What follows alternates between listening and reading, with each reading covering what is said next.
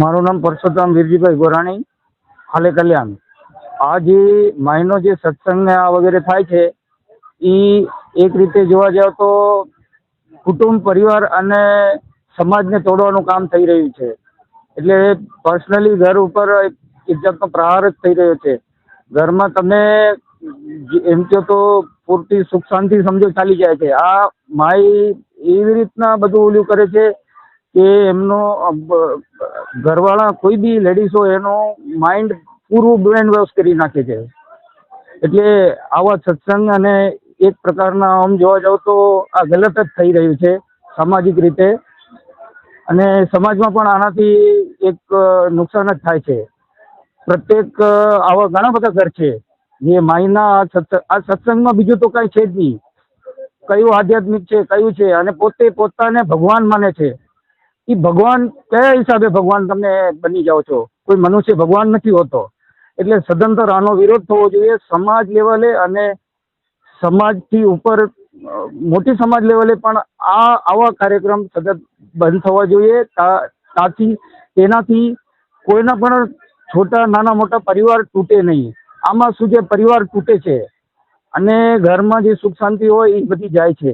એટલે આ માયના ટોટલ પ્રોગ્રામનો બહિષ્કાર થવો જોઈએ એવું મારું માનવું છે. આ પ્રોગ્રામ માયનો થઈ રહ્યો છે કોઈ સામાજિક લેવલે નથી થતો. એ એમ પોતાના હિસાબે પોતાને ભગવાન માની અને પોતાના હિસાબે આ સમજો ને એક યંગ જનરેશનની લેડીઝો છે એને આકર્ષે છે, અને ખોટી રીતે આનો દુરુપયોગ થઈ રહ્યો છે અમારી સમાજમાં, કચ્છ કરવા પડીદાર સમાજમાં. મારા હિસાબે 50 મહિલાઓ હોવી જોઈએ. આને લઈને અમારી સમાજ અહીંયા ગુજરાત સમાજમાં, ગુજરાતના પણ સમાજ છે અહીંયા દક્ષિણ ગુજરાતમાં, એ લોકો કોશિશ કરે છે અને ફરિયાદ પણ અમે અમારાથી બનશે તો કરશું.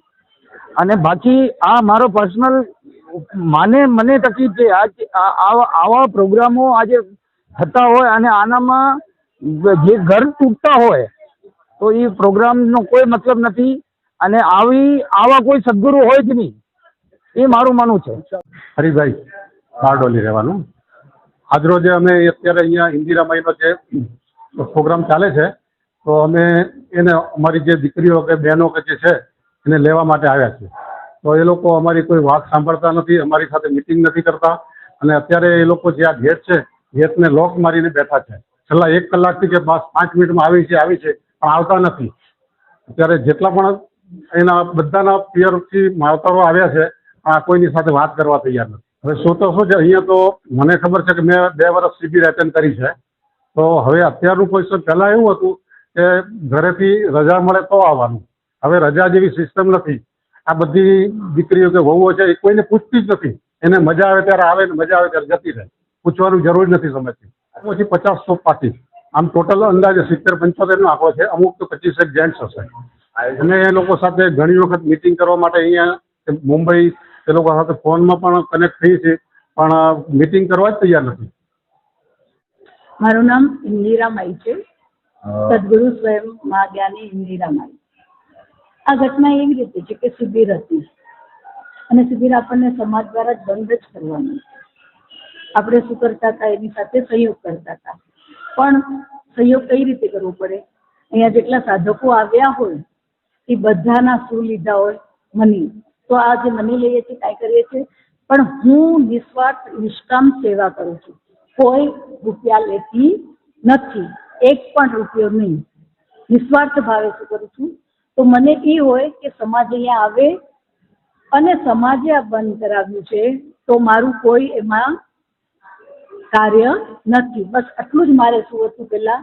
અને બીજું, આ સત્સંગ હું 21 વર્ષથી કરું છું, જીવન દર્શનથી આત્મદર્શન, અને શિબિર હું 5 વર્ષથી લઉં છું, સ્વકલ્યાણથી જગત કલ્યાણ એડવાન્સ માહેશ્વરી પ્રશિક્ષણ શિબિર. અને આ બધું જ આપણું આત્માનો અનુભવ માટેનું છે.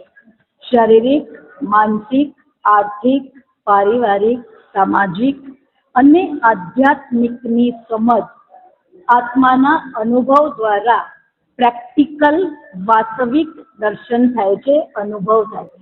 એ લોકો એ વિરોધ કરે છે, હું એટલે વિરોધ કરતી નથી. કઈ રીતે ખબર છે? એ લોકોએ મારા ફોટાઓ આ તે બધું જ બહુ વાયરલ કર્યું છે, પણ મેં કોઈ દિવસ આજે બી હું કોઈને બોલાવી શકતી હતી પણ મેં બોલાવી નથી. શું કામ? કે આ સમાજ મારો વડીલ છે. શું છે? અને એ સમાજની હું પેલા દીકરી છું, લક્ષ્મીનારાયણ સમાજની છું, દીકરી છું. આ જે વિરોધ છે, વિરોધ કરવાનું કારણ એ લોકો જણાવતા જ નથી મને, એટલે તો મને આ રીતે કરવું પડ્યું છે કે એ લોકો મને આ જે વિરોધ છે એનું શું આપે, આન્સર આપે. મને જ નથી ખબર કે શું કામ વિરોધ કરી રહ્યા છે. એટલે તમે લોકો આજે સમજો કે આજે કર્યું છે ને કારણસર કર્યું છે કે એ લોકો મારું શું કરે, સમાધાન અપાવે યા જે કંઈ પણ છે શું કરે. કેમ કે કન્ટિન્યુ શું કરે ખબર છે? 4 દિવસ હોય ને કે બંધ કરો, 4 દિવસ હોય. કારણ શું બેન? એ લોકો કારણ નથી આપતા. આટલા વખત સવારથી લોકો આવ્યા હતા, મીડિયા બી આવી હતી.